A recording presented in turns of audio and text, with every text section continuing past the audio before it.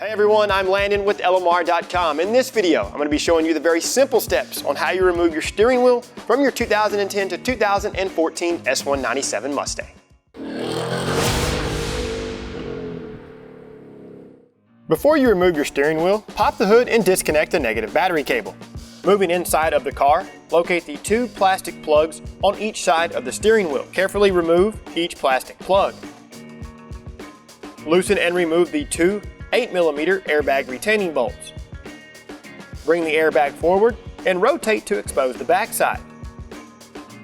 Disconnect the small electrical connections and set the airbag aside.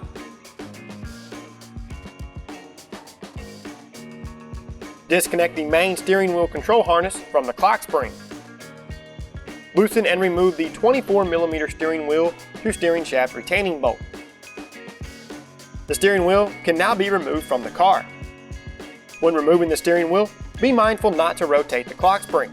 Whenever you are ready to reinstall the steering wheel, be sure and use a new steering wheel to steering shaft retaining bolt, as the factory bolt is torqued to yield. The retaining bolt has a torque spec of 41 pound-feet. When properly torquing the bolt, it will help if you turn the wheel until the column locks. To unlock the wheel and recenter it, simply insert the key and turn it to the on position. Of course, it's okay to do this because the battery is disconnected. Before continuing, and for a peace of mind, go ahead and turn the key to the off position and remove it. Of course, you'll reverse the removal procedure to reinstall the steering wheel. After that, you're good to go. For more helpful videos like this one, be sure and subscribe to our YouTube channel. Of course, like and share this video, and don't forget to turn on notifications. Be sure and check out our other videos, and for all things 1979 to present Mustang and SVT Lightning, keep it right here with the real enthusiasts, LMR.com.